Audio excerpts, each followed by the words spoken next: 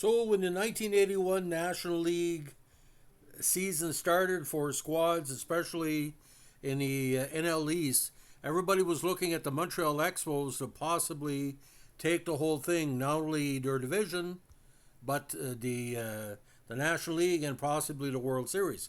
Now there was a lot of rookies in Montreal's lineup, but with players like Raines, Dawson, Rodgers, Parrish, young players like Wallach and Francona, everybody thought, hey, they're going to have a good shot. Now, the second half of the season, not led by Dick Williams. Dick had started the year, the former Oakland bench boss, but by the end of the season, he was replaced by longtime Montreal executive Jim Fanning. Now, they wrapped up their division or the second half title in that famous series in New York through Wallace Johnson.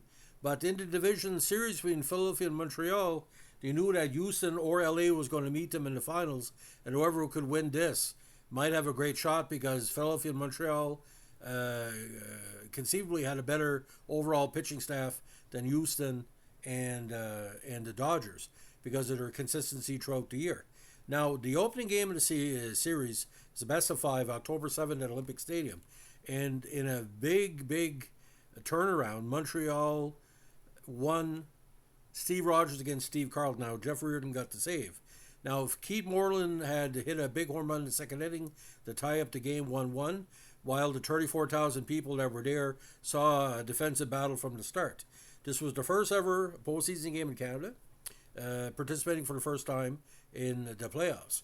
Now, they would not make the playoffs again until 31 years later as the reformed or the rejigged Expos and the Washington Nationals. Now, they would have to defeat the defending world champions, the Phillies. Now, when Rodgers took on Carlton, it again the first ever MLB postseason game played outside the States.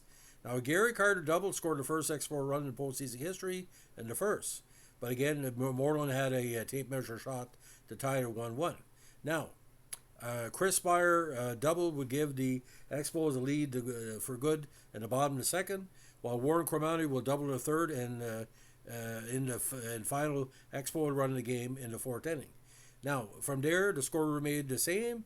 Rodgers pitched a 10-hitter over 8 2/3 innings. Again, only one run allowed on 10 scattered hits.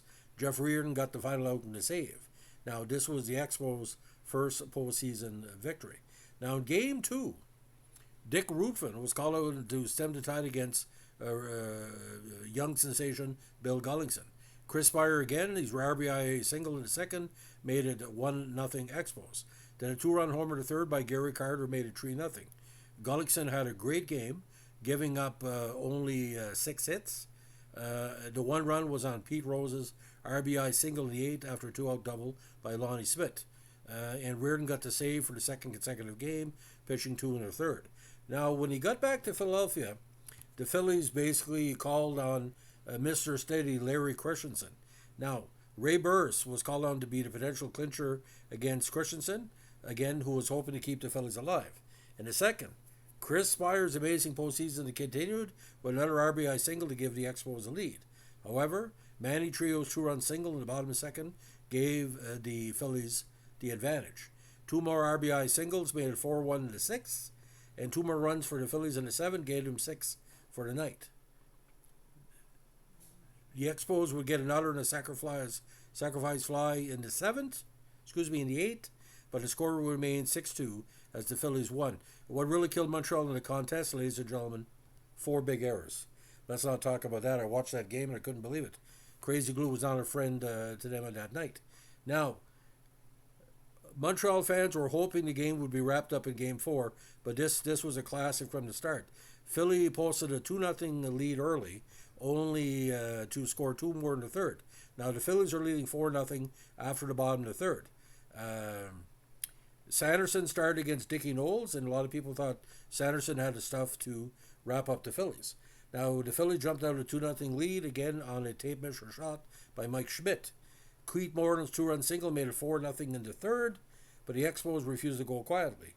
Gary Carter homered to lead off the fourth to make it 4-1. A Jerry White sacrifice fly made it 4-2 in the 5th, and the Expos would tie the game thanks to Chris Spire's RBI single, another one, and would later score. Now, Gary Matthews would homer to give the Phillies a lead. Then Gary Carter would double to tie the game again in the 7th. In the bottom of the 10th, unfortunately, George Vukovic would walk the game off with a leadoff homer off Jeff Reardon due to the inability to dominate the strike zone. It tied the series at 2 games apiece and set up the deciding Game 5. Now, this contest was kind of bizarre because one of the most famous things, Donald Sullivan was at the game all dressed up in his kind of Northern Canada regalia, looking like an older version of John Cusack. Now, this was Rodgers against Steve Carlton again. 47,000 fans watched probably one of the most interesting games. 9,000 more fans than the previous contest. The weather was a little bit better and the turnstiles were hopping. Now, in Game 5, the Phillies sent their best against Carlton to the mound. Carlton would again once face off Steve Rodgers in his very unique style of pitching where he was hemming and hawing on the mound like this.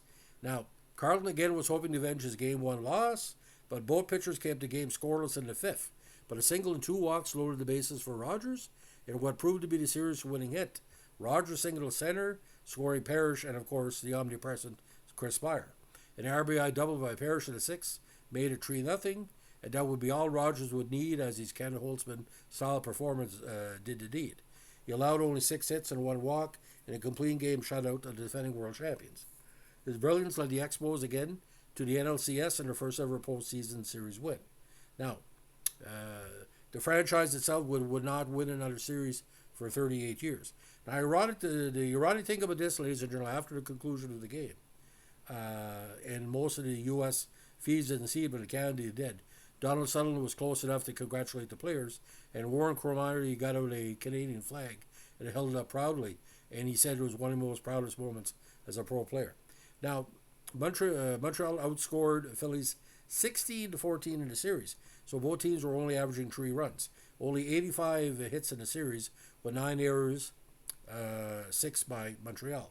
Total attendance of the series, 203,170, while the average attendance was 40,000 fans and millions across Canada and the United States. Now, because this was the strike season, ladies and gentlemen, a lot of Americans didn't really care who was playing who in this series, but across Montreal, it was tremendous. So just a recap of the Expos that year. The season record for Montreal, second half, 30-23.